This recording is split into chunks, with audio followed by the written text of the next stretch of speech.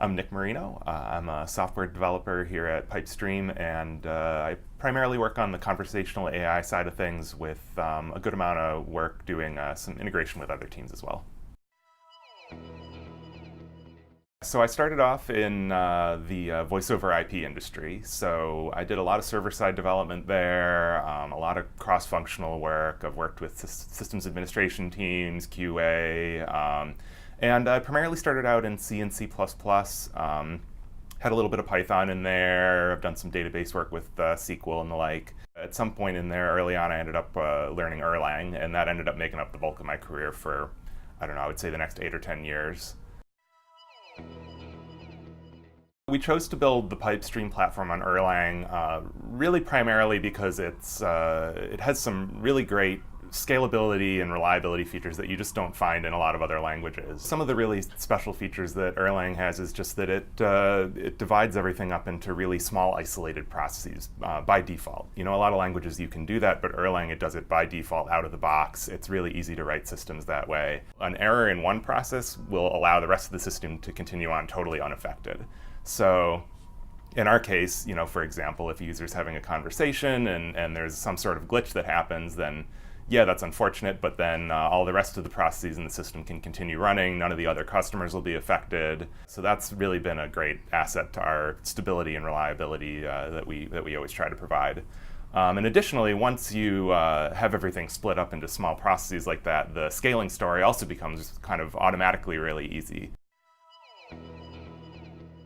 The really exciting thing is that after decades of slow progress, we now have a field where you've been seeing really big breakthroughs just in the last few years. I don't know very many other jobs where I could read a research paper that came out just yesterday, take that idea, learn something new, and then implement it in a product that comes out tomorrow. The turnaround time is just incredibly quick.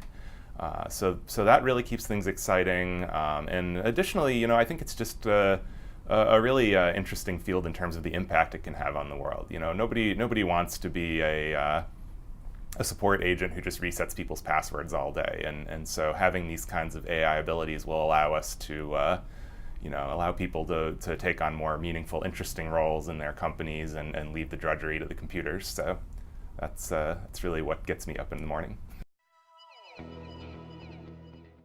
Oh, it's great. I mean, you know, I've always enjoyed working at small companies, and sometimes that can come with downsides. You know, a lot of startups I've been at can be really exciting and dynamic, but also really disorganized. And I feel like Pypestream does a great job of balancing the fast-moving, you know, small, agile startup nature, and yet at the same time doing a really good job of you know, taking time to do things right, doing their due diligence, making sure, you know, we don't cut any corners.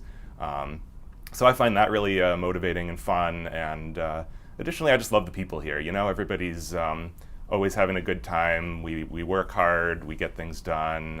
It's a fun group, so I like it a lot. I just bought a house a couple of years ago, so that's been keeping me busy. But you know, when there's no household emergencies to take care of, you know, I like reading sci-fi. I go snowboarding in the winter time, windsurfing a little bit in the summer now and then. And, you know, I have a couple of dogs, so they keep me busy too.